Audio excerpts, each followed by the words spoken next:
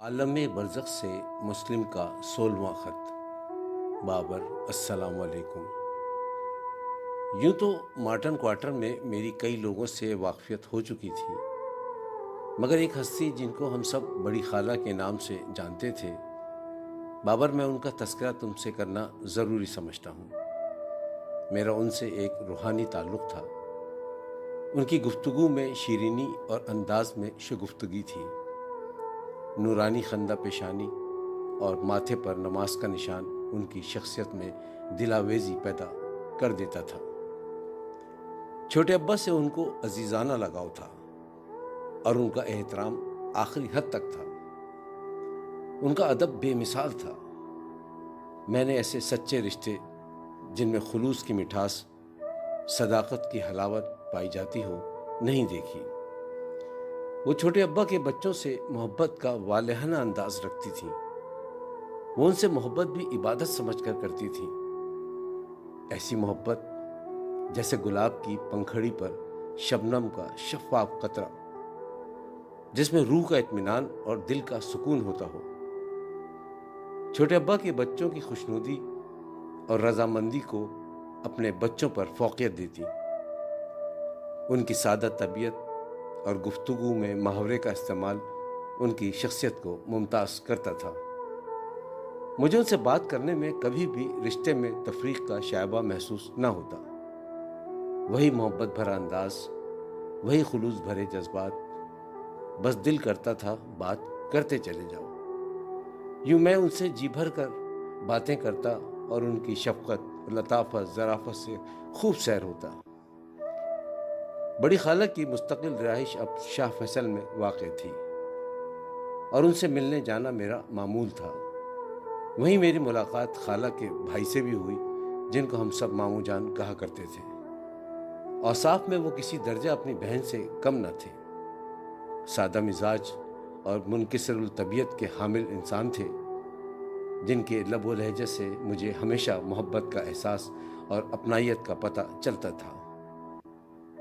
کم سخن اور سادہ طبیعت کے مالک تھے۔ وہ شاید جانتے تھے الفاظ مراتب و مقام کی حدود سے بالاتر ہوتے ہیں، اسی لیے وہ اس کو استعمال کرتے وقت اس کی اہمیت اور موزونیت زبان سے اوجھل نہ ہونے دیتے۔ گفتگو میں خوش مزاجی اور ظرافت کی نزاکتوں سے خوب واقف تھے۔ وہ جانتے تھے کہ معمولی سی بے احتیاطی مذاق کو کس طرح طنز میں اور خوش اخلاقی کس طرح بے ادبی میں بدل جاتی ہے۔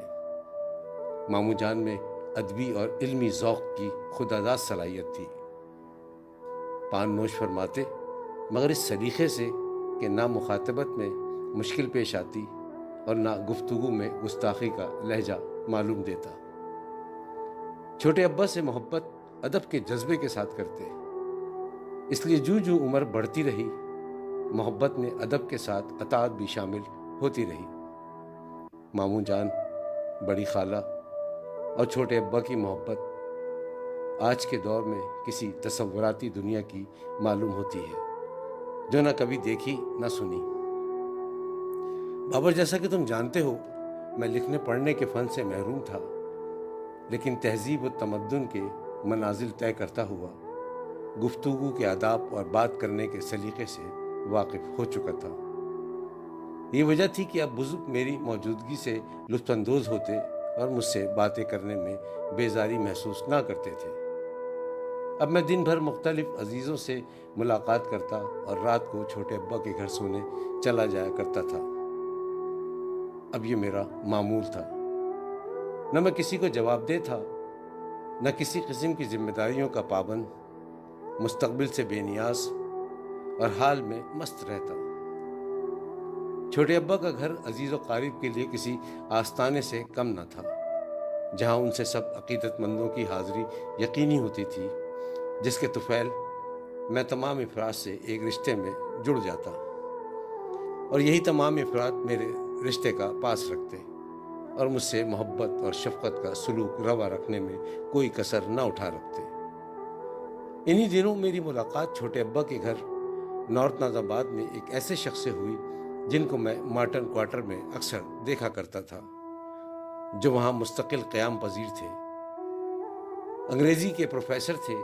مجھے یاد ہے وہ چائے بڑی اہتمام سے پیتے تھے. دودھ، قہوہ اور شکر سب الگ سے دیا جاتا. وہ حسب منشا ڈال کر پیتے. یہ ناز و نخرے چھوٹی امی اٹھاتی تھیں. باہر کیف وہ مجھے دیکھتے ہی بولے، بھائی صاحب یہ مسلم ہے نا؟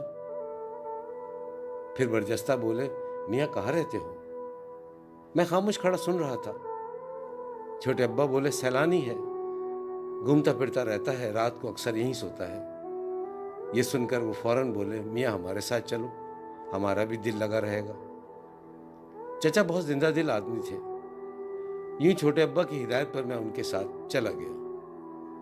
گھر پہنچتے ہی چچا نے مجھے گیٹ کی چابی دی اور بولے، مسلم سیٹھ، آج سے یہ تمہارا بنگلہ ہے، جو عائشہ منزل پر واقع تھا. اپنی معصومانہ طبیعت کے باعث میری خوشی کا کوئی ٹھکانہ نہ رہا. وقت تیزی سے گزر رہا تھا اور ایک روز چچا اس دار فانی سے رخصت ہو گئے.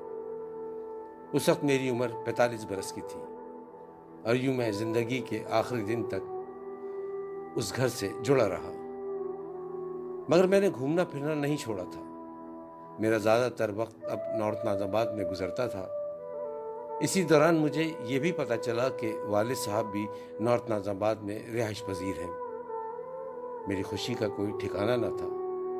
میں دیوانہ وار والد صاحب کے گھر کی تلاش میں مصروف رہتا، خاندان کے لوگوں سے معلومات فراہم کرتا اور ہمیشہ کی طرح والد صاحب کا گھر ڈھونڈنے میں کامیاب ہو گیا. کل میں والد اور والدہ سے ملنے جاؤں گا.